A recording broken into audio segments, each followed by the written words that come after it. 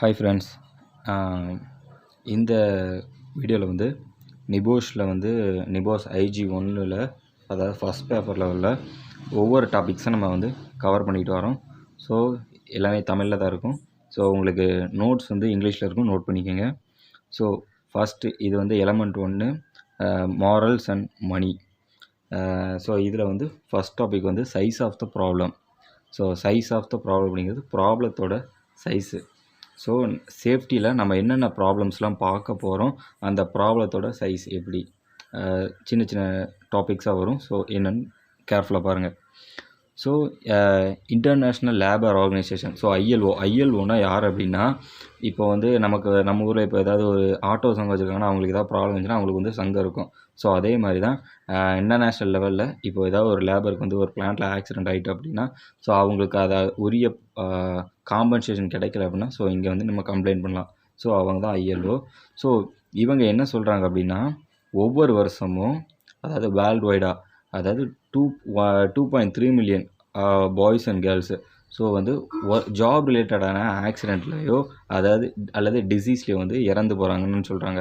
So job related அப்படின்னா, so இப்போ ஒரு பிளான்ட்டுக்குள்ளே வந்து ஒரு பைப் வந்து ஓப்பன் பண்ணுறாங்க. ஸோ உள்ளே வந்து கேஸோ ஸ்டீமோ இருக்குது. ஸோ அது எதுவுமே தெரியாமல் ஓப்பன் பண்ணிடுறாங்க. ஸோ அதில் ஒரு ஆக்சிடெண்ட் ஆகுது. ஸோ இது ஜாப் ரிலேட்டட் ஆக்சிடெண்ட்டு. தென் வந்து டிசீஸு.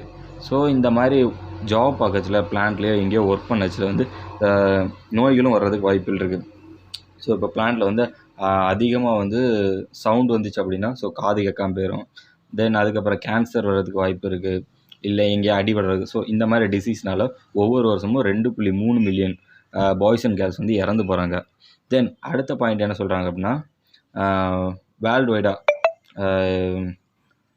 அதாவது ஒரு வருஷத்துக்கு வந்து 6000 டெத்து, அதாவது கரெக்டாக சொல்ல முடியாது. ஸோ 6000 டெத் வந்து ஒவ்வொரு நாளும் வந்து நடக்குது.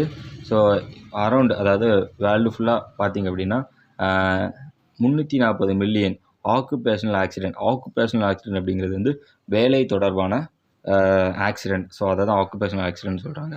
ஸோ வந்து 160 million victims of work related illness and each year. So ஒவ்வொரு வருஷமும் 160 மில்லியன் பேர் இந்த மாதிரியான பாதிக்கப்படுதாங்க. ஸோ தென் அடுத்து வந்து consequences of accident and ill health for employee. So இந்த மாதிரி வரச்சில் ஸோ இதுக்கு முன்னாடி அதாவது majority of the accidental death injury illness. So இது எல்லாமே வந்து இவங்க வந்து கட்டுப்படுத்தியிருக்காங்க. ஸோ எப்படி அப்படின்னா, ஸோ ஆக்சிடெண்ட்டோட இம்பேக்ட்டு. ஸோ வந்து ஒரு அதாவது இப்போ ஒரு ஆக்சிடெண்ட் நடக்கும்னா அதோட இம்பேக்ட் வந்து அந்த ஆர்கனைசேஷனே இப்போ வந்து ரொம்ப பாதிக்கும். ஸோ இப்போ ஒரு ஆக்சிடெண்ட் நடக்கு அப்படின்னா அந்த பிளான்ட் வந்து உடனே நிப்பாட்டி ஒரு மணி நேரம் 2 மணி நேரம் அதுக்கப்புறம் தான் பண்ணுவாங்க. ஸோ அவனுக்கு என்ன ஆச்சு ஏதாச்சு ஸோ இதெல்லாம் பார்த்து அவங்க காம்பன்சேஷன்லாம் முடிச்சு ஸோ இந்த மாதிரி ப்ராப்ளம் வர்றதுனால சேஃப்டியில் வந்து ரொம்ப வந்து கான்சன்ட்ரேஷன் பண்ணுவாங்க. ஸோ வந்து ஸோ அதான் இதை தான் அந்த financial and mental ill health. So இதை தான் அவங்க சொல்கிறாங்க. So financial losses. ஸோ இந்த மாதிரி ஆக்சிடெண்ட் ஆகுது அப்படின்னா அந்த குடும்பத்துக்கு ஸோ அவங்களுக்கு இப்போ ஒருத்தங்க ஆக்சிடெண்ட் ஆகிடுச்சு, அவங்க வந்து உடல் ரீதியாகவும் சரி, மன ரீதியாகவும் சரி, நிதி அதாவது எக்கனாமிக்கலாகவும் சரி, ஸோ உடல்நலக்குறையாக அவனுக்கு வந்து வரும். ஸோ இதையும் வந்து ஐஎல்ஓ வந்து லிஸ்ட் அவுட் பண்ணியிருக்காங்க. ஸோ அவங்களுக்கு தேவையான காம்பன்சேஷனை வாங்கி கொடுக்கறதுக்கு என்ன பண்ண முடியுமோ அவங்களும் பண்ணுறாங்க. தென் வந்து health issues R given less priority தென் சேஃப்டி இஷ்யூ. ஸோ அதாவது வந்து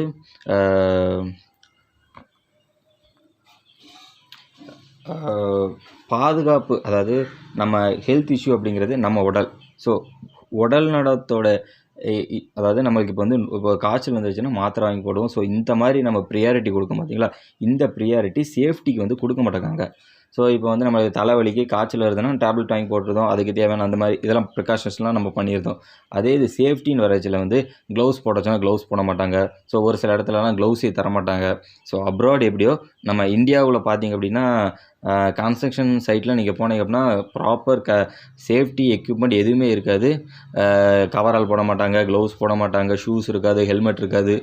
ஸோ இந்த மாதிரி சேஃப்டிக்கு வந்து அப்ராடை காட்டிலும் இந்தியாவில் வந்து ரொம்ப மோசமாக தான் இருக்குன்ட்டு நான் சொல்லுவேன். ஏன்னா நான் பார்த்ததுனால சொல்கிறேன். ஸோ இந்த மாதிரி அதாவது சேஃப்டிக்கு அவ்வளோ முக்கியத்துவம் கொடுக்க மாட்டாங்க அப்படின்னு சொல்லி சொல்கிறாங்க.